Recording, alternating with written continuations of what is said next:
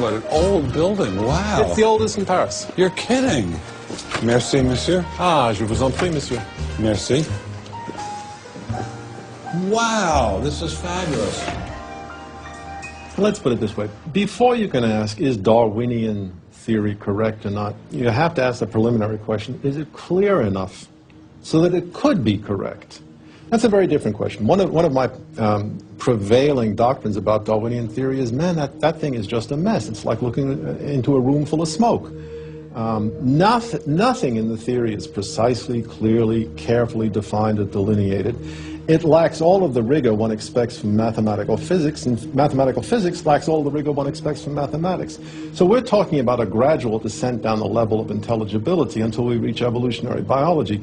We don't even know what a species is, for heaven's sakes. So his theory is smoke, but elegant smoke. There's a certain elegance to it, but you know, I think Einstein had the appropriate remark. He preferred to leave elegance to his tailor. A room full of smoke? That certainly wasn't what I was hearing from prominent Darwinists like Richard Dawkins. Evolution is a fact. It's a fact which is established as securely as essentially any other fact that we have in science.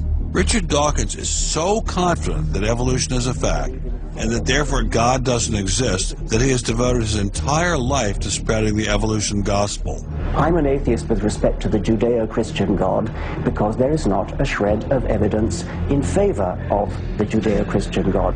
It is completely right to say that since the evidence for evolution is so absolutely, totally overwhelming, nobody who looks at it could possibly doubt that if they were sane and not stupid.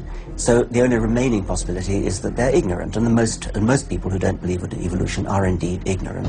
But the people I spoke with weren't ignorant. They were highly credentialed scientists. So there had to be something else going on here.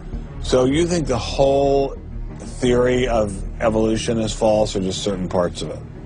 Well, again, evolution is a slippery word. I would say minor changes within species happen. But Darwin didn't write a book called How Existing Species Change Over Time. He wrote a book called The Origin of Species. He purported to show how this same process leads to new species, in fact, every species. And the evidence for that grand claim is, in my opinion, almost totally lacking. How does Darwin or Darwinism say that life began? Well, he didn't know, and in fact, nobody knows. So Darwinism, strictly defined, starts after the origin of life and deals only with living things. Well, how can there be a theory about life without a theory about how life began? Well, a grand overarching evolutionary story, of course, does include the origin of life, but Darwin's theory doesn't begin until you have the first cell. Well, does someone have a theory about how life began?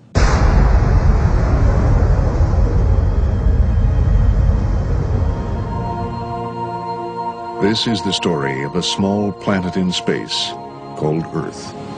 For a typical Darwinian explanation of how life originated, Dr. Wells directed me toward this documentary. The chemical elements essential for life, hydrogen, oxygen, carbon, and nitrogen, were now in place. What was needed was a way of combining them. Perhaps the energy came from lightning. Whatever it was. Excuse me? Whatever it was, energy managed to arrange these chemical ingredients in just the right way. Whatever it was? I was hoping for something a little more scientific. The most popular idea has been that life emerged spontaneously from primordial soup. In 1953, Stanley Miller mixed water, methane, ammonia, and hydrogen to simulate the early Earth's atmosphere. Then he ran electricity through it in an attempt to jumpstart life. It's alive! It's alive! It didn't work.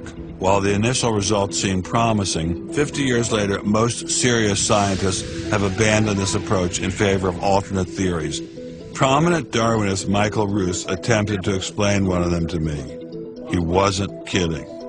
How did we get from an inorganic world to the world of the cell? Well, one popular theory is that it might have started off on the backs of crystals.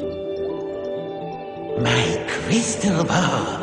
Molecules piggybacked on the back of crystals forming, and that this led to more and more complex. But of course, the nice thing about crystals is every now and then you get mistakes, mutations, and that this opens the way for natural selection. But at one point there was not a living thing, yeah. and then there was a living thing. How did that happen? Well, that's just I've just told you. And I don't see any reason why you shouldn't go from very simple to more and more complex to more and more complex.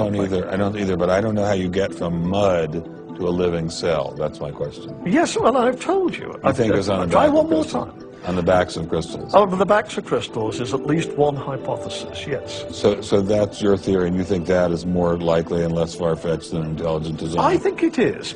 I wouldn't put Ben Stein's money on Dr. Roos's joyriding crystals, but it did make me wonder, what were the chances of life arising on its own? It's been speculated that probably there would have to be a minimum of about 250 proteins to provide minimal life function. If that's really true, then I think it's almost inconceivable that life could have happened in some simple step-by-step way. Okay, so the simplest form of life requires at least 250 proteins to function. What's so difficult about that? Welcome to the Casino of Life. Who wants to spin for a chance to win? Oh, sure. I'll give it a shot. What do I win? Take a look at this. How about the world's first single-cell organism? This perfectly aligned string of proteins could be yours. Now, take a spin.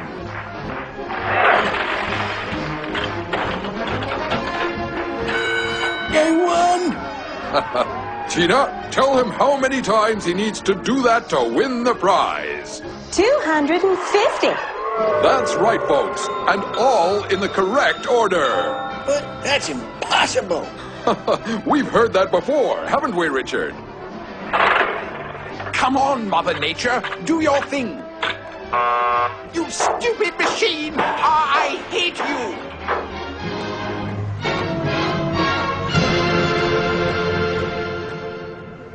We're talking about something that's staggeringly improbable, roughly 1 in a trillion. Let all of life choose a million, a trillion. The number is essentially zero. Something has to skew nature to choose the ones that work. So, in the game of life, it looks as if the house always wins. Luckily, some serious scientific minds have figured out a way to beat the odds. Directed panspermia. When faced with the overwhelming problem of the origin of life, Nobel Prize winner Francis Crick proposed this theory, that life was seeded on Earth, which basically means aliens did it. Crystals? Aliens? I thought we were talking about science, not science fiction. We don't know what caused life to arise. Did it arise by a purely undirected process? Or did it arise by some kind of intelligent guidance or design? And the rules of science are being applied to actually foreclose one of the two possible answers to that very fundamental and basic and important question. So the rules of science say we will consider any possibility except one that is guided. Exactly.